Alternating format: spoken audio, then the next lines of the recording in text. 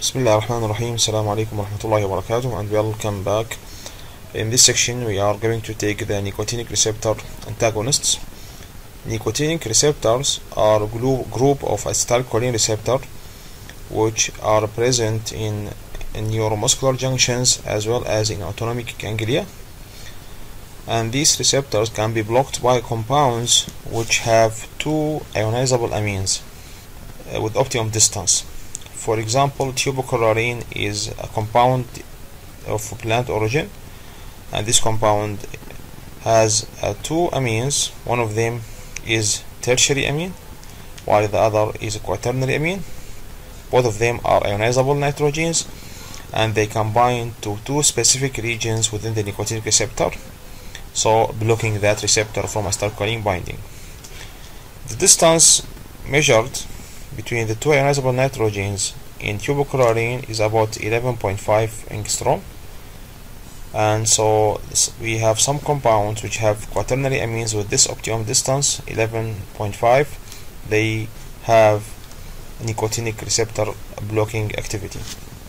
Tubocurarine is used to paralyze skeletal muscles in victims and animals and during hunting.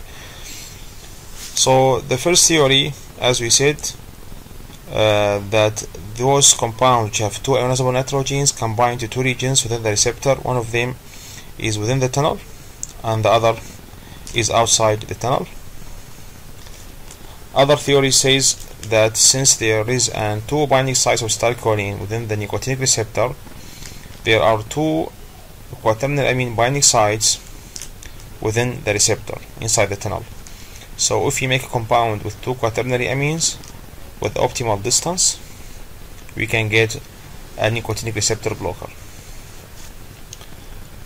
Nicotinic receptor blockers are divided into two groups. One group is called inverse agonist and the other group is called antagonists. Inverse agonist means those compounds which can bind to nicotinic receptor in its own conformation, therefore stabilize the on conformation. Although this on conformation is not fully on, it's partial on, but it will stabilize the conformation at this low signaling level. So those compounds are called inverse agonists. Those compounds also can block acetylcholine from binding, so acetylcholine binding will also be inhibited by those compounds, inverse agonist. And since those compounds stabilize the on conformation, they are called depolarizing agents because they will depolarize the membrane and stabilize it in depolarizing state. The other group of compounds are called antagonists, and those compounds, they block the receptor also, and they bind to the receptor in its off conformation, not in on conformation. It bind the receptor in off conformation. They will stabilize the off conformation, and they also compete acetylcholine from binding. And those compounds, since they keep the receptor in off conformation, they are called non-depolarizing agents. Means the receptor not going to depolarized and stay in polarizing state with no signal transmission. Examples for the first group include hexamethonium, decamethonium, suxamethonium, while for the second group include tubocurarine, pancuronium, and vicuronium. The first group is inverse agonist, as we said, and example is decamethonium. Decamethonium has also as quaternary amines which are separated by optimum number of carbons, 10 carbons. They can span the two binding sites within the nicotinic receptor. Decamethonium is a molecule which has an alkyl chain linkage between the two quaternary amines.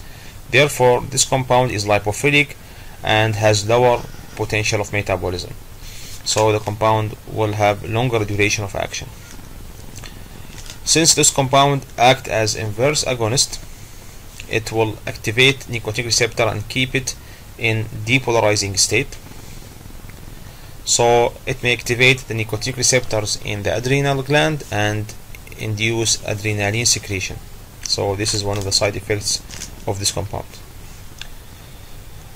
Suxamethonium is similar to decamethonium, however it has succinic acid linkage. So this compound has two sides of metabolism. two ester groups for metabolism, so it can be metabolized easily in the body. Therefore, suxamethonium has shorter half-life compared to decamethonium. Both of these compounds are used to relax the skeletal muscles in case of surgery or endotracheal intubations. As you can notice, those compounds have a terminal acetylcholine fingerprint, so they may have the ability to bind muscarinic receptors. They may block muscarinic receptors also, in addition to the nicotinic receptor, especially those compounds which have a quaternary amines. Therefore, they may have side effects like increasing heart rate and reducing blood pressures because of their ability to bind muscarinic receptors. The other group is pure antagonists, example pancuronium and vicuronium. Those compounds also have quaternary amines, however they are separated by a steroidal scaffold, by steroid, not by flexible linkage. It's a non-flexible linkage. So they also can bind to nicotinic receptor and stabilize the off conformation. So they are pure antagonists and they have no agonistic activity. Those compounds, as you can see, also they have fingerprints of acetylcholine on both sides, so they may have also potential to bind muscarinic receptors, especially those compounds which have two quaternary amines. They have higher potential of binding muscarinic receptors than the compounds which have one quaternary, one tertiary. So pancuronium have two quaternary nitrogen and has higher potential of binding muscarinic receptors compared to vicuronium.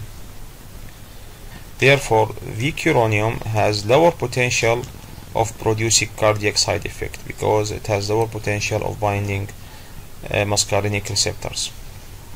Those compounds, as we said, they are pure antagonists. They have no agonistic activity, and since they are steroidal based, they are highly lipophilic. Therefore, they have longer duration of action compared to the previous group.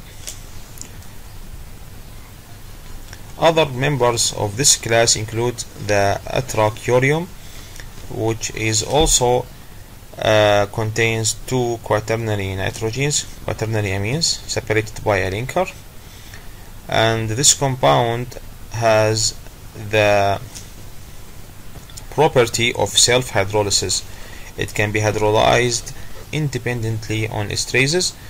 Therefore, if there is a variation in the esterase concentration between patients, it will not highly affect the half-life of the molecule. The molecule also has a short half-life since it has this self-hydrolysis property.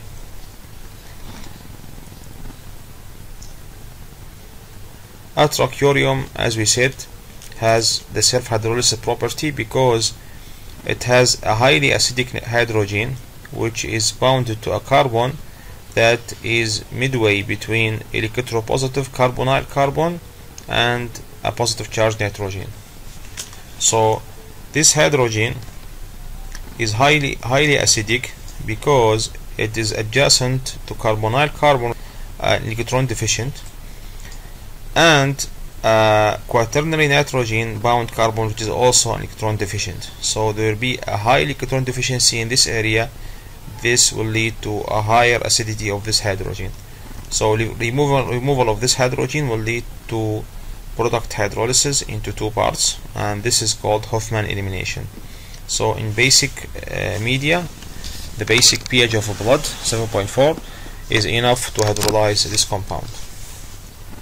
So atracurium can be hydrolyzed by two methods, by self-hydrolysis as well as by esterases, because it has also an endo-ester groups. Mivacurium also is similar to atracurium, however it has alkene linkage which adds more rigidity to the structure. As a summary, the comparison between inverse agonists and antagonists of nicotinic receptors, we can see that those compounds which act as inverse agonists has a quaternary amines separated by a flexible linker. So they have properties which are different from antagonists that separated by a rigid linker. So for inverse agonist and antagonist, both of them, they can bind to nicotinic receptor and they prevent acetylcholine from binding.